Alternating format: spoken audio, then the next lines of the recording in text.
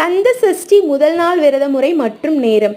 கந்த சஷ்டியின் முதல் நாள் என்பது அக்டோபர் மாதம் 22ஆம் தேதி புதன்கிழமை ஆகிய இன்று ஆரம்பம் ஆகிறது.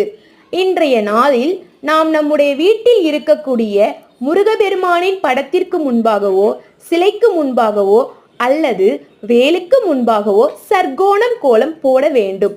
சரவண பவ என்ற முருகப்பெருமானின் மந்திரத்தை எழுதி வைத்திருக்க வேண்டும். வீட்டில் முருகப்பெருமானின் சிலை அல்லது வேல் இருக்கும் பட்சத்தில் பால் அபிஷேகம் செய்து வாசனை மிகுந்த மலர்களால் அலங்காரம் செய்து கொள்ளுங்கள்.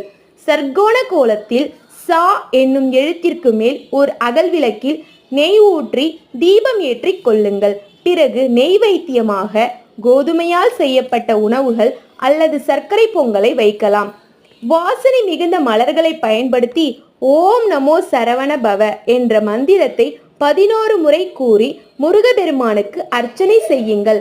இதை பிரம்ம முகூர்த்த நேரத்தில் செய்யலாம் அல்லது காலை 6 to 7 மணிக்குள் செய்யலாம் அல்லது காலை 9 to 10 மணிக்குள் செய்யலாம் அல்லது மாலை 5:30 to 7 மணிக்குள் செய்யலாம்.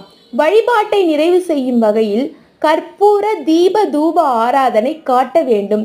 முருகப்பெருமானின் அருளை பெற வேண்டும் என்று நினைப்பவர்கள் முருகனின் முக்கிய நாளான சஷ்டி திருவிழாவின் போது முருகனை மனதார வேண்டும் போது கேட்கும் வரம் கிடைக்கும்.